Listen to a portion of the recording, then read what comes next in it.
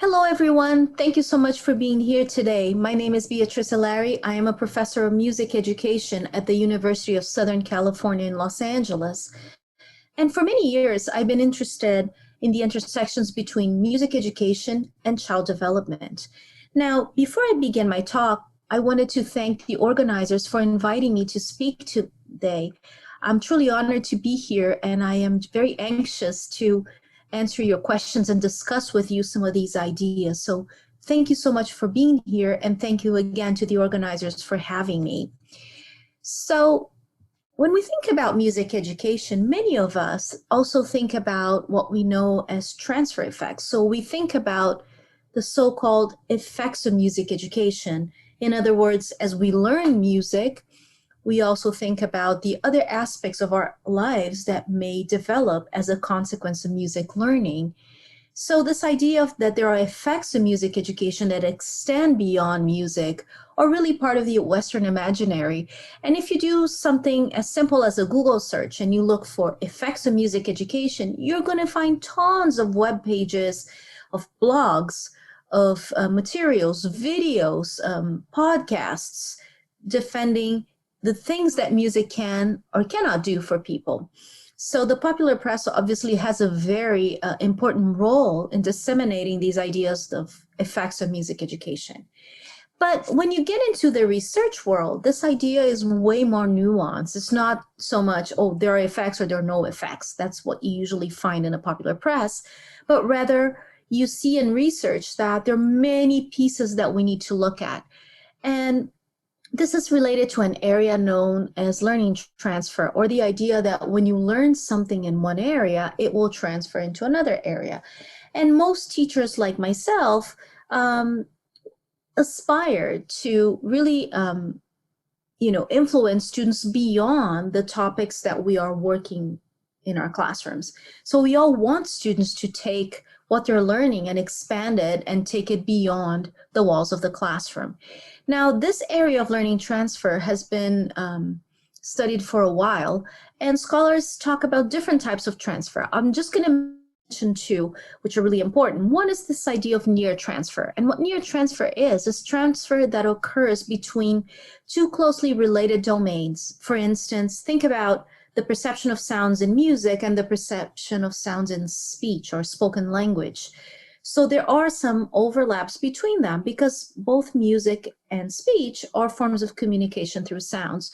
So these are areas that are related, they're close, and you kind of, it's almost intuitive to imagine that there will be transfer from music to language and from language to music or spoken language to music, right? So this is what we call near transfer.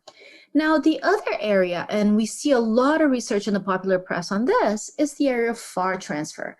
And far transfer, what it is transfer that occurs between two domains that are not obviously related. Things like music and IQ. So some of you might remember that in the 90s, there was a lot of discussion about something called the Mozart effect, or the idea that if you listen to Mozart's music, you would raise, your IQ scores. So this research has been, debated for a very long time. And also one of the issues with the Mozart effect was this convergence between music learning and music listening. These are different things. Listening to music is very different than learning how to play an instrument, for instance. But I think what was very clear from the Mozart effect and also the problem of replication, so there weren't other studies that found similar results, is that these are two domains that are not obviously related. They're not necessarily close. So what's really important to remember, although people are interested in far transfer is actually very rare. So there's quite a lot of research talking about that. But still, I think with the development of especially neurological tools or methods to look into the brain and the musical brain, researchers have kind of revived this question of, far transfer and near transfer. Let's look at what's happening in the brain to see if we can get some clues about learning transfer. So for people who are interested in transfer, one way to look at it, there are several methods. You can use, of course, brain imaging techniques, and you can use tests and so on. But one type of design, one way to conceptualize your research is through what we call longitudinal designs.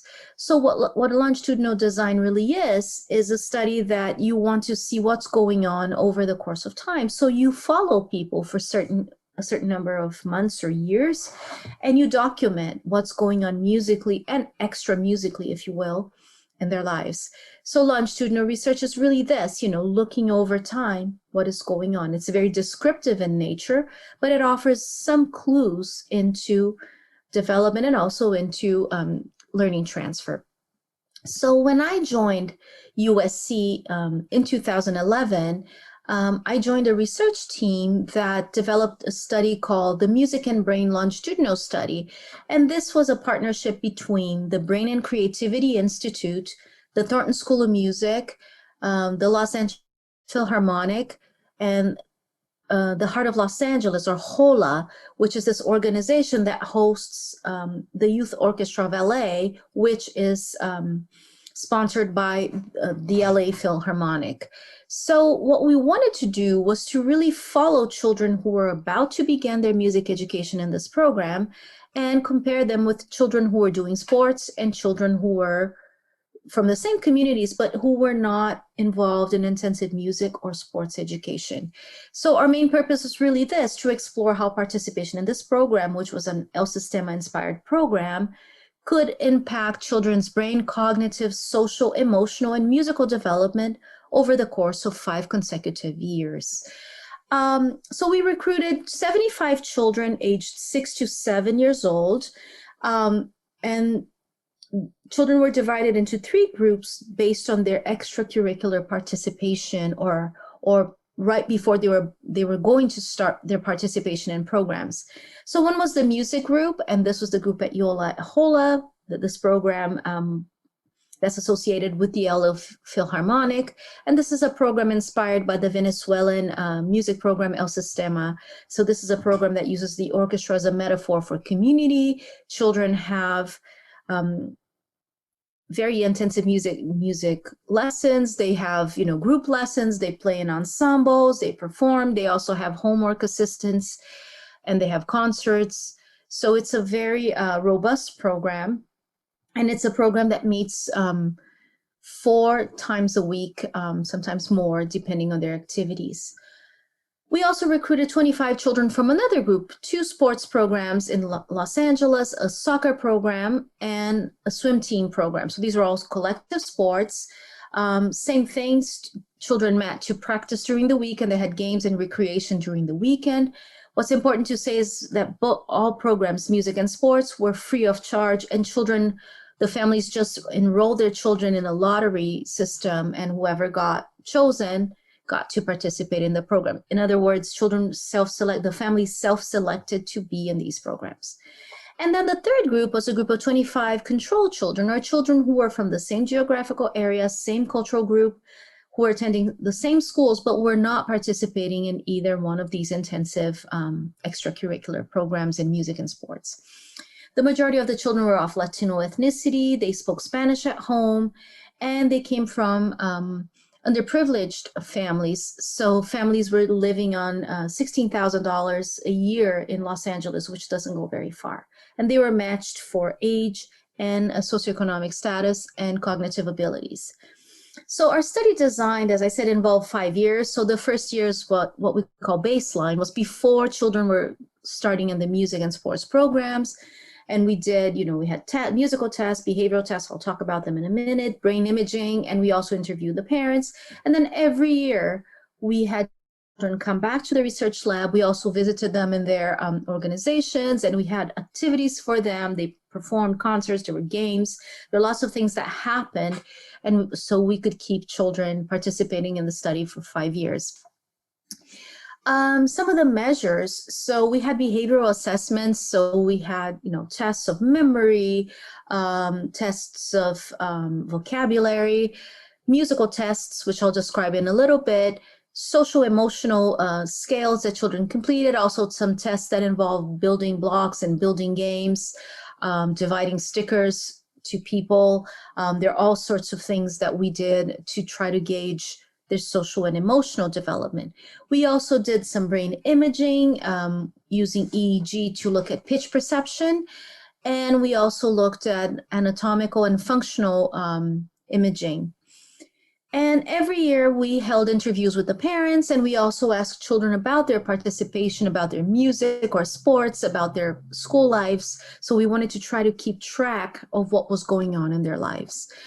Very important, at baseline or before everyone started their studies, the first year that we collected all these data, there were no differences between the groups. So the children scored similarly in all measures, in the music measures, and also there were no differences in terms of brain imaging. I'm not going to focus too much on brain imaging because I am the music person in this research team, but I can tell you a few things about the brain, what we've learned. The first thing that I can tell you is that we found some regional training-related structural changes in musically relevant areas, including association auditory regions and the corpus callosum. These changes, given that there were no structural brain differences among groups at the beginning of the study, provide some evidence that the differential rate of maturation of these brain regions is most probably related to music training rather than to pre-existing biological dispositions for musicality. I can also share with you that after 2 years of music education, children in the music group, but not in the sports group or control, showed an enhanced ability to detect changes in tonal environments and an accelerated maturity of the auditory processing as measured by cortical auditory evoked potentials to musical notes. So there were some brain differences in the children in the music group, especially in auditory related areas that we found for this sample of children. Now let's talk about the musical studies. And I think it's important to do it because many people who are listening to me are musicians themselves. So I'm going to talk about data from 5 studies. I'm just going to summarize. It's a lot of information, but just to give you a flavor of some of the things we learned with this project. So we studied pitch matching, vocal improvisation, rhythmic entrainment. I'll talk a little bit about parental interviews and also parental ratings of children's social and emotional skills. So in terms of singing and pitch matching, one of the tasks that we did was every year we wanted to understand how children were developing musically. Now, it wouldn't be fair to ask the non-music students to perform on the violin because they're not learning the violin, right? So we thought, okay, everybody sings. Children normally sings. There's a lot of literature about that. So let's have some singing tasks. And we decided to do 2 things. One was pitch matching, which is basically echo me. I sing something, you sing something back. And then we look, how accurate children were in terms of pitch, and if this ability developed over time. We also did, which I'll talk in a minute, an improvisation task where I would sing something and I would tell them, okay, I'm singing you a little piece of a song, but my friend who's a composer was not able to finish the song. Can you finish it for me? And that's when we would try to understand what kinds of productions children would do spontaneously, but in the moment, as is the case of improvisation. So for pitch matching, just echo me, what we found was, in general, as you can see in this first graph on the top, all children scored better over time. There's a little bit of scores went down for year 3 for the sports group, but overall in both music and controls, children got better over time. This is what we call a developmental effect, which means that as children were growing up, they were getting better in the task, and that's kind of expected. You're growing up, you're becoming more proficient in some tasks. And although the music children scored a little bit higher than the others, this difference was not statistically significant. Now, when we looked at gender, so overall boys and girls, what we found was that girls outperformed boys in year 2 and 3. Okay, so there were, girls were doing way better than boys. And this is consistent with the singing literature as well. Okay. So now in terms of vocal improvisation, as I said, I would sing something to them and they would sing back. So here are some examples for you to hear the actual children. Oops, let me go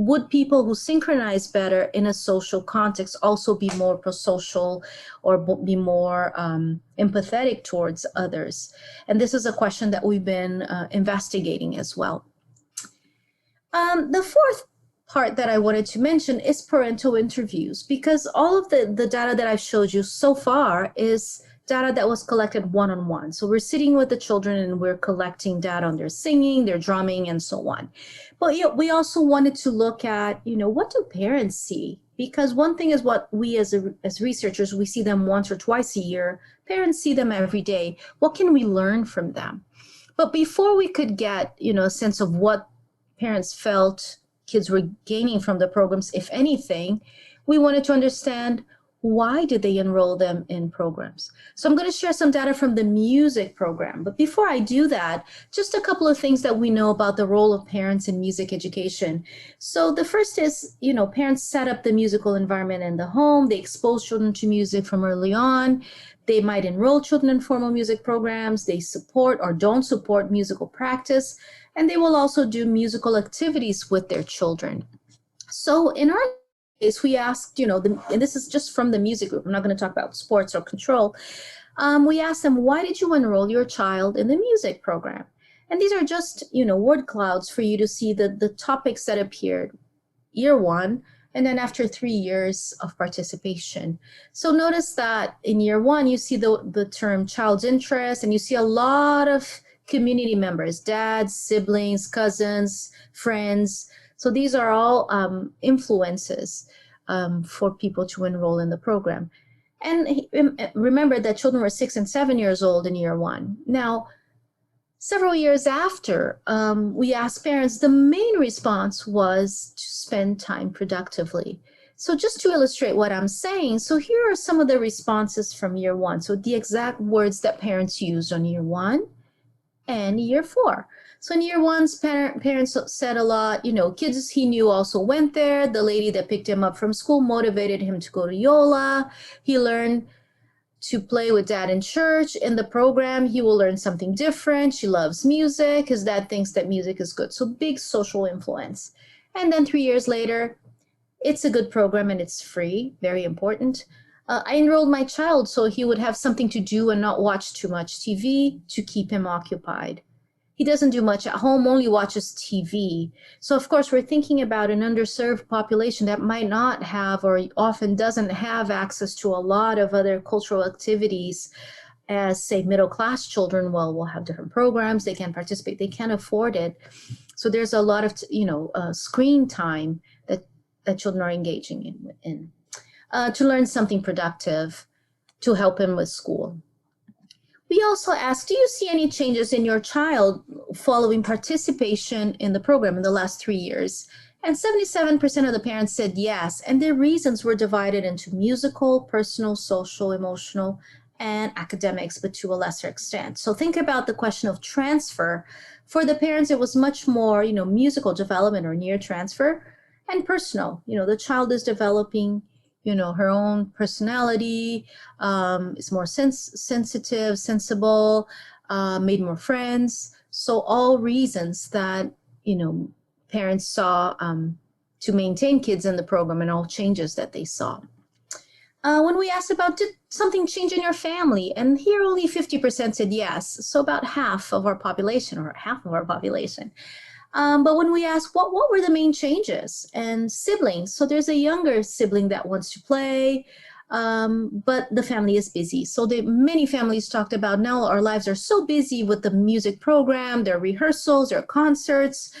We are more occupied with music activities and we have more work because of the program. Some parents talked about homework, school homework, conflicting with a lot of activities in the program.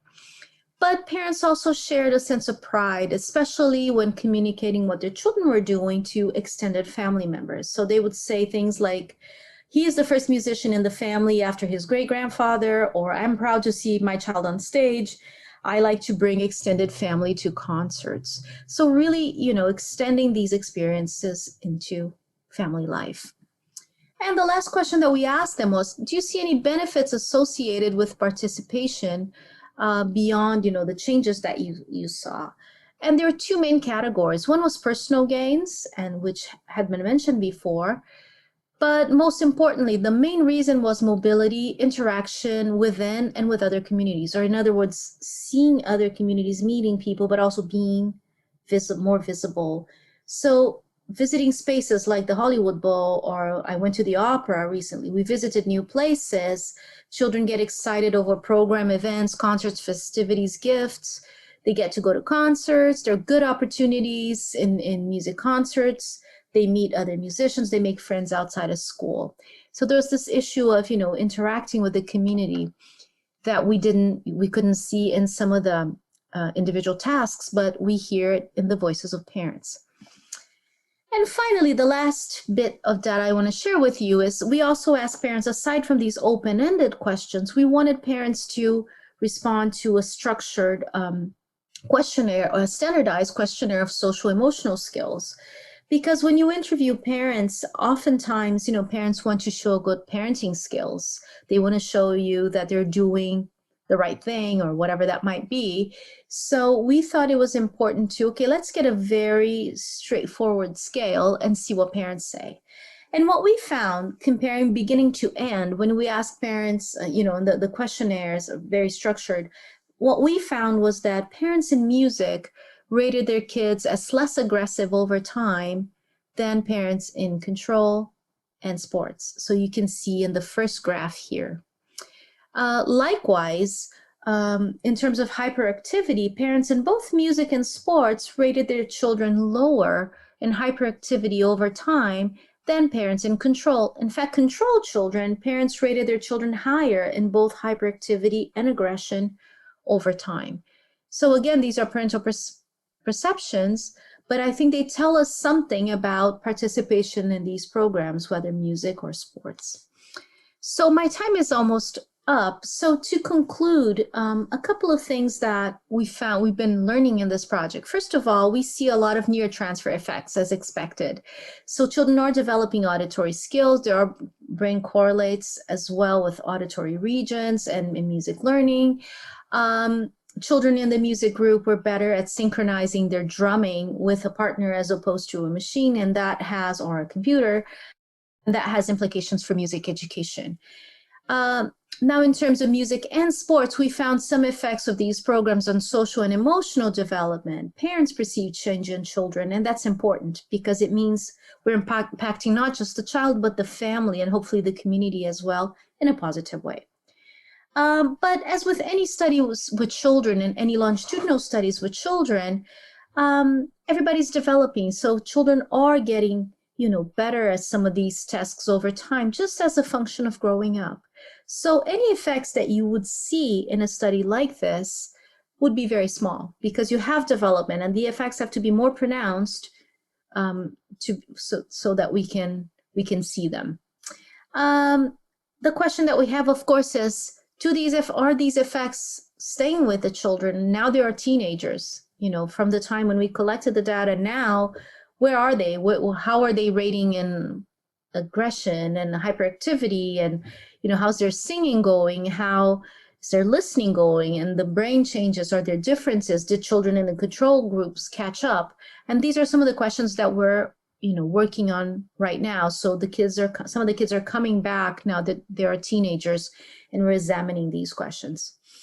Needless to say, we need more studies that look into, these so-called effects of music education, and not just with children who are learning in an El Sistema-inspired program, but also children who are learning in bands and choirs, in guitar ensembles, in mariachi ensembles, people who are learning samba, people who are learning other genres.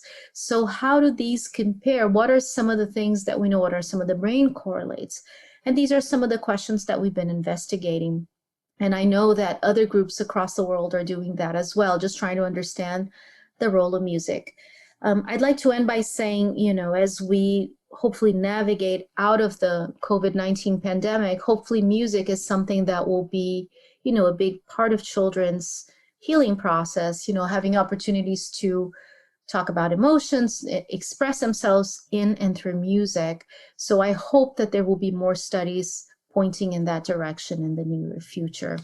So once again, thank you for listening. Thank you for being here today. and I am ready to hopefully answer your questions.